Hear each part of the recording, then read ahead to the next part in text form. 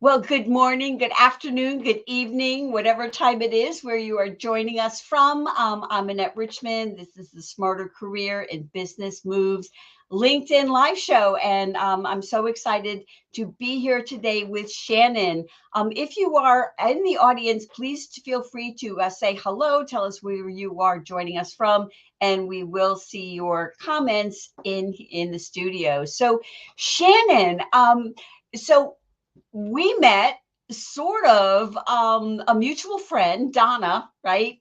Gave you my name to contact me. And so we've, chatted a little bit and we've gotten to know each other on LinkedIn.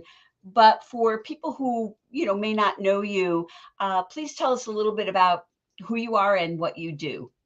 Sure. Yeah, it's been so nice to connect with you, Annette. And for me, I was a television producer for 16 years, and then I pivoted, opened my own first business, and then I pivoted again and opened a second business, and that's Second Act Success, where I now teach other women and kind of coach them to start over and find their next act.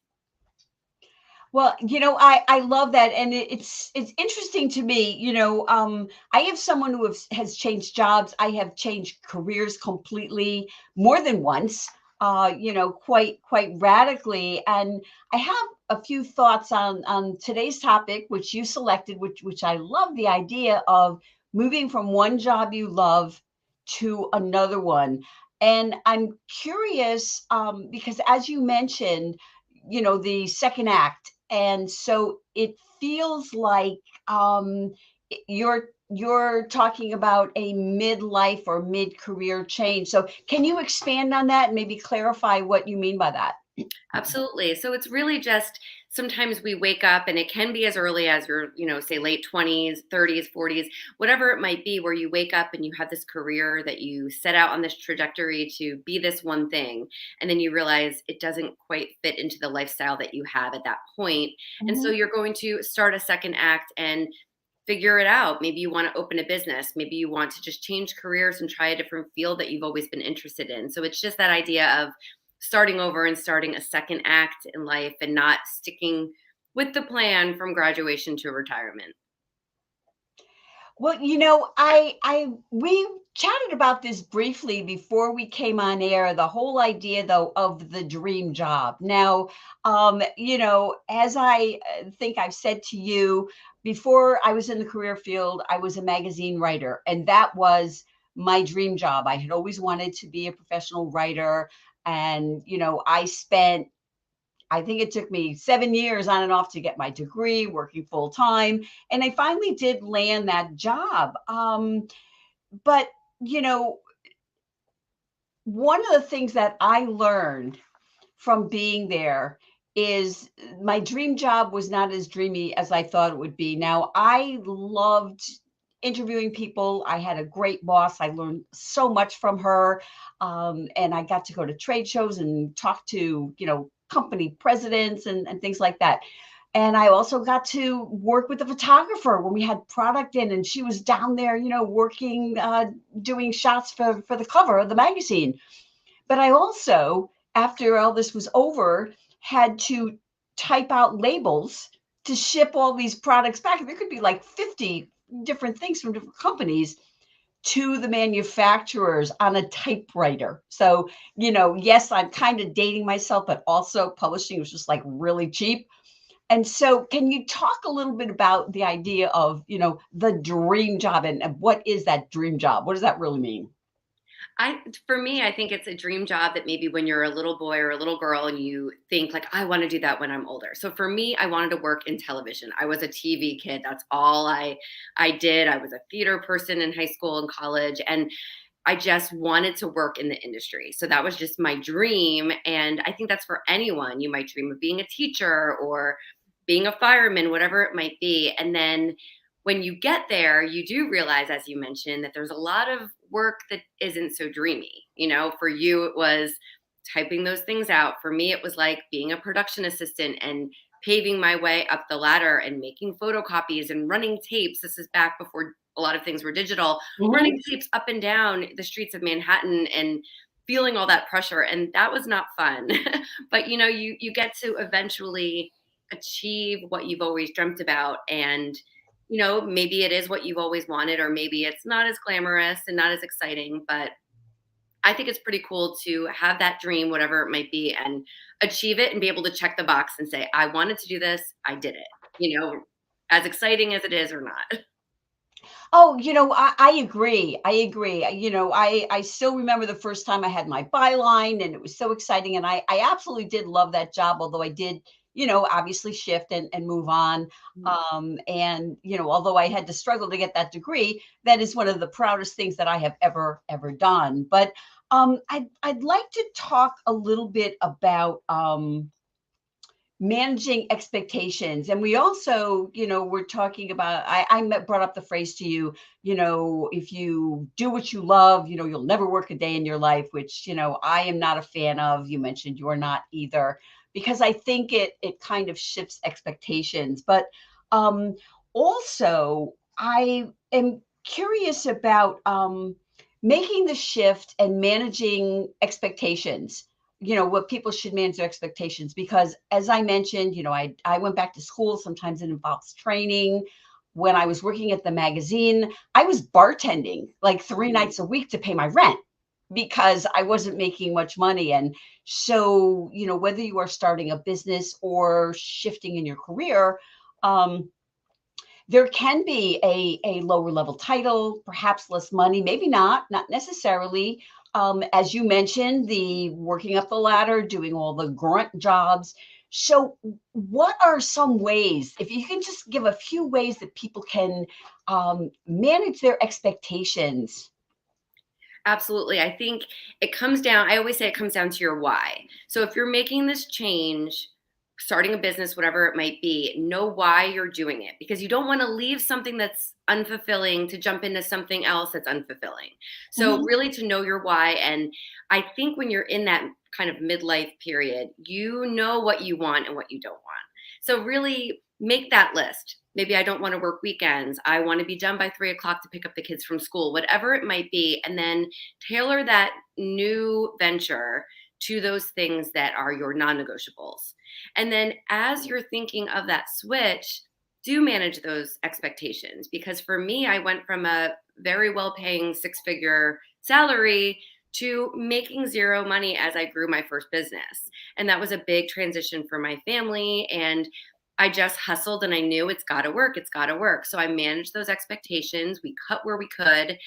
And then eventually it grew. Mhm. And I think for everyone, like if you are in a job that has, that is paying at the moment, if you've got that stability, then what I call is like learn and leap. Do your research, think about your non negotiables while you get that paycheck so that when you feel like the time is right, you can leap and try it. But you know what to expect. Nothing's going to happen overnight. There's going to be some downtime. So you want to prepare for that. Yeah, and I like the idea of the non-negotiables. I always think when people are say switching jobs, if they're just job changing, people say if you're looking at jobs, have the pros and the cons of things.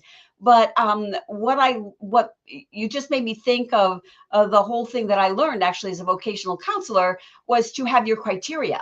And so you have your criteria of what's most important to you, maybe the top 5 things, and you match what you're planning to do or trying to do against those. And I'd like you to go into some more ways because you're working with people that are doing this, that people can manage that. I mean, I know I don't have kids, but I do know people who started their own business and they wanted to be, they stop at 3 because they had to get the kids and bring the kids home. So when the kids went to bed, they were working at night. Or like me, when I was doing working at the magazine that I was bartending at night. So can you talk a little bit about, maybe strategies that people might be able to use? Yes. So I think having that support system is great, whether you are a parent or not. Just having someone who's supporting your venture and someone who can say, okay, you're going to be in this kind of flex period. So I'm going to pick up the slack with the rent or the mortgage, and I'm going to help out here. So whether it's a partner or a friend or a family member, that is wonderful. And that's not always the case that you can have that. But if you can, that's amazing. Or like you, Annette, like know that okay, I'm going to be in this lull period figuring things out. I'm going to get that bartending job. I'm going to get that little side job that will give me enough support and make me feel confident that I'm on the right path while I figure it out and grow this new situation. And really it's doing the things like staying up late. Like for me, when I left television, I was like, oh, I'm going to get a master's and I'm going to be a teacher. I'm going to get a master's in education. Like so random, not what I wanted, but I figured that is a means to an end. And so I would work. I took a 9 to 5 job that I did not like at all, worked that during the day, picked up the kids, put them to sleep, and then took that master's program at night. And it was just, you're figuring it out and it's okay for it to change. Mhm. And you're just going to find what fits with you. So it's really knowing your priorities or your non-negotiables in your life and then figuring it out. But those late nights, I mean, you can be really productive in those. I was up late last night just doing a bunch of social posts and kind of like the grunt work that I don't want to use during the day, but I had a burst of energy and I was taking advantage of that. Yeah, no, I hear you. And, I will say when I was getting that bachelor's, I was single at the time. And so I was only relying on myself for the bills. And when I went back and got a master's in psych, I was married. And so, my husband was able to, take over the bills and everything while I was going to school. Even though I was working full time, I still had to devote a lot of time to my studies. And I will tell you though, when I was single, boy, I lost boyfriends, I lost friends because I was, on the weekend, I would work all week. And then on the weekend, I'd be, reading Shakespeare or something while, my boyfriend was like, oh, are we going out tonight? It's like, nah, I can't, I'm in the editing studio. So, Yeah. there are those expectations. And as I'm thinking about this, um, and I found that I did have to sort of change my lifestyle. That kind of goes along with every career shift that I've had is a change in my lifestyle. But it's also that your relationships and sometimes your friendships change. And I think it's not so much that people are, jealous or they don't want you to have success, but they feel. I had friends that thought I was felt me drifting away from them, and I was kind of as I moved into a different part of my life. So, can you talk a little bit about that? Yeah, that's happened to me too. When I left TV, I literally knew no one. Maybe my high school friends, but otherwise everyone was in the industry. My husband, everyone I knew, and it was a big identity shift for me to realize that I was more than a television producer, and for my friends to understand why I was leaving this glamorous career path to start a business and figure things out from the ground up. And so I feel you. It's definitely I think it's the matter of again looking inside and knowing the confidence, knowing why you're making the shift, and and eventually everyone's going to see. It's going to become clear to them too. And when I did launch my business, my friends were like, "Wow, you did this! Like our skills in TV do transfer." And it was like then they were like, "Well, how did you do it? When I'm ready, can we talk?" And that's kind of how my idea to become a career coach came about because people were curious how I made that shift. And then people, you're right, when I was working in my first business, I wasn't in New York City going out every night with my friends anymore. It was, I've got 2 little ones and I have to work all day long, any second I can to grow this business. And you just have to find the time to make those priorities. Maybe like tonight, I'm going out with an old friend from Los Angeles because if we don't, we'll never see each other. So it's on the calendar, we're getting dinner. And I think it's just you saying, I've got my family, I've got my work, but I have to maintain these relationships and friendships as well. And just carving out that time, even if it's once a month, that is for you to get back to who you are, all careers, everything else aside, because that's important in just sustaining you for the long haul. You are one person, and you are so important. So get back to you sometimes, and everything else will fall into place. Yes, that is so true. And for me, during the pandemic, what I missed most was seeing my girlfriends, really. That's what I missed most, seeing my girlfriends for lunch, and that was the worst part of it for me. But Mhm. can you talk a little bit about if someone is in a career and they think, okay, I'm in marketing right now and I'm a director of marketing and I would like to go into public relations, or maybe I want to work in publishing or something like that.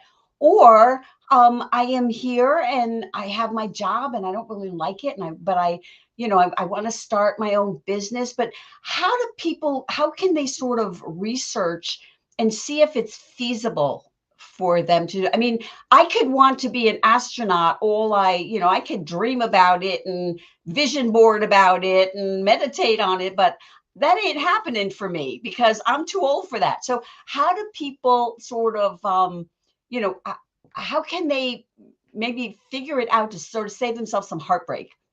Right. I think that's an excellent question, because you know what? You can think you want to be an astronaut and you get in there and you start taking those classes, kind of like me with education. And then you realize this is not for me. And I had some other, expectation of what it would be. So my big thing is informational interviews, right? Like getting out there, like you and I just met through a mutual friend and had a great connection. And I think that can be that we're so lucky in social media and in that sense, right? Of connecting us with people and just saying like, hey, who do you know?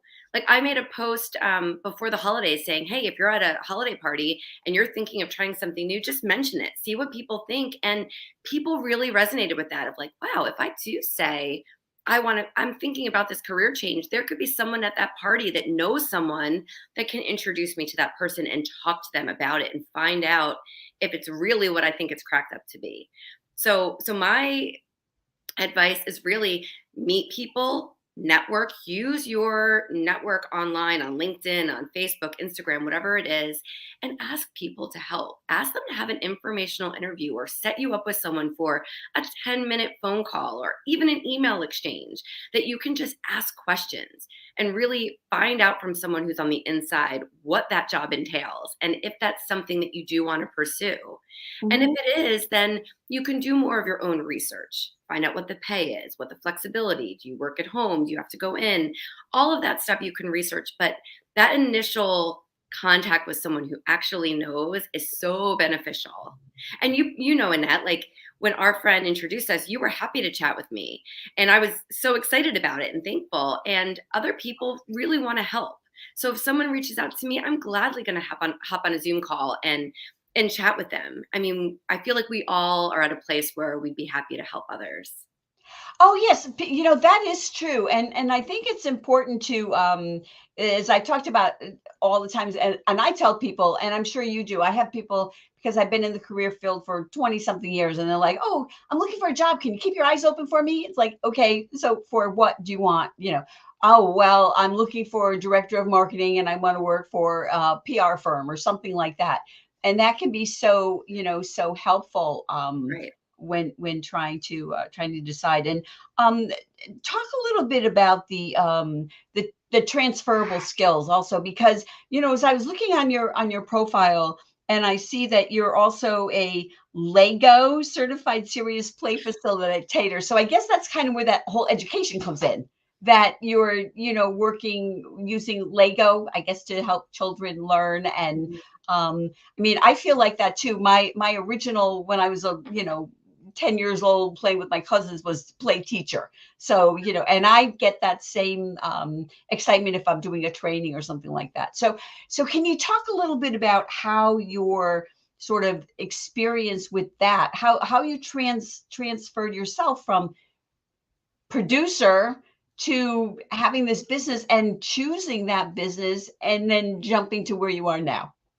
I think it was for me, I had a 3-year-old and a newborn at the time when I decided to leave TV. My show was canceled, and I took that as a sign of like, okay, this is my chance to figure it out. So I had these 2 little boys, and I was doing this master's in education for whatever reason. And all of that came together, and I said, there's something about STEM and teaching kids to think like engineers.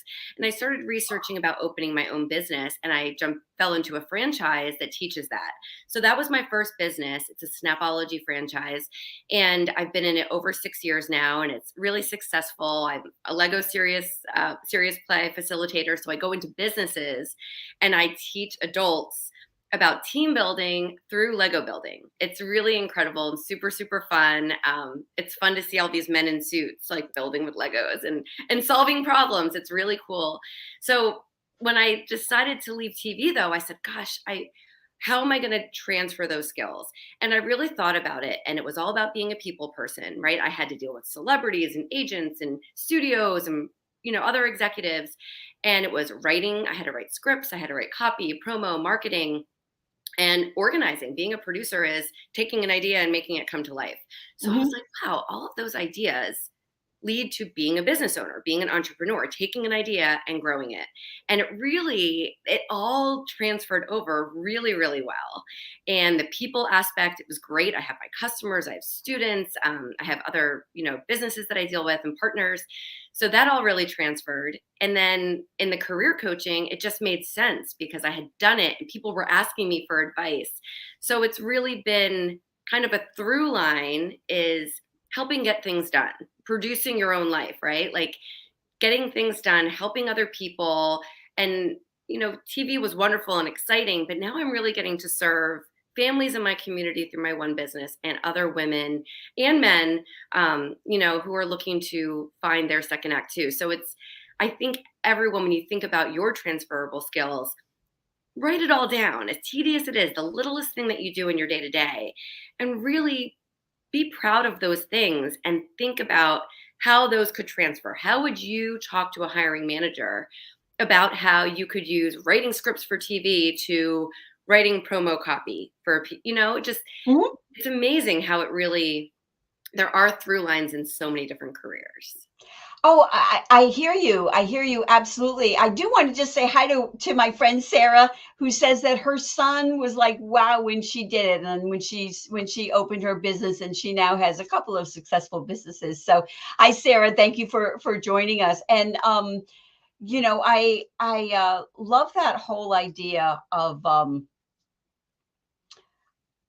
the transferable skills. And one thing that I did, although I had gone back and got a master's when I was in my first job in the career field, was at a training and placement facility for it was actually for chronically mentally ill. Those were our clients, and they were the most awesome people. Our clients were just fabulous, so dedicated. Yeah. It was just kind of a mainstream, and I did some teaching there and whatever. But um, one of the things that I talked about, one of the things that we had to do was write reports, and we had to interact with the clients' collaterals. People would come in for like a 12-week training program. And so I focused on my ability to write and my ability to interview and get that information. So there are things, and sometimes, it's a matter of thinking of them. And also, I'm guessing people should focus on things that they actually want to do. Yes. Right. That's so true. You don't want to take the grunt work that you didn't want to do and do it again. Absolutely. So I always like to ask people, what is your favorite thing? What's the best part about what you do? What I do now is really just seeing that light bulb go off with my clients of like, oh my gosh, like this is working out. I just had a client who had literally 10 ideas in her head of what she wanted to do, and she could not narrow it down. And we worked for weeks to narrow it down to really what fit her. And she just decided she's down to 2 things, but she did open an Etsy shop last week. And that's a step in the right direction. And that was just really cool to see. All that mess in your head, sometimes you just need to get it organized. And I think that's the best part of what I get to do is to see someone step into their own for their second act and realize that you don't have to stay in the same thing or stay stuck. Yeah, I love that too. And I think it's also about, breaking things into chunks and Yes. having the steps. Like for me, when I got my bachelor's, I did my associates first. I said, okay, I'm going to do this. I'm going to take a couple classes. Yeah, okay, this is kind of working for me. All right, I'm going to, enroll and I'm going to go for that. And if you do it, just taking those steps is really, is so important, and not looking at it as this whole big thing you're going to do. Yes, absolutely. And that's kind of what I did when I started the business. I did a podcast. So I took a course on how to do a podcast, met a lot of great people, and then kind of ventured it on. So it was the same idea of like little chunks. And I think having that support too, right? Like you can work a little bit, but finding people that are doing the same thing, whether it's Facebook groups or LinkedIn, whatever it is, to find people who are kind of on the same journey as you, and you can share those steps as you're figuring it out. Oh, I so agree. I so agree. A support system is fabulous. So we are sort of getting near the end of our time together, and I'd like you to just share. We've talked about a bunch of different things, but if you can share something that maybe we haven't talked about that you think that it's important for people to know. I think check all the boxes. That's my big thing is that, we've got one life and just we're not so much the generations before us that graduated and went to retirement in the same job. Like Oh, Annette and I are examples. Like, let's do all of the things. You can have your dream job and then switch to another. That's what I did. And I'm so happy and more confident, and I just feel more fulfilled because of it. So I just want everyone to think about life as a bunch of boxes. Like, don't just have a to-do list. Do it. Check off the boxes. Try it. If it doesn't work, you can go back. Just because you change careers doesn't mean you can't go back to what you were. You're still that person. You're still a magazine writer. I'm still a television producer. We can do that tomorrow if we wanted. So look at life kind of as a bunch of adventures and try it all. We only get one chance, and it really can be so fulfilling in so many ways when you can take that leap and go outside of your comfort zone. well, I love that idea of adventure, and yeah, they always say that it's the things you don't do that you regret. So, how can people? What's the best way for people to reach you? Are you open to connecting on LinkedIn? Absolutely.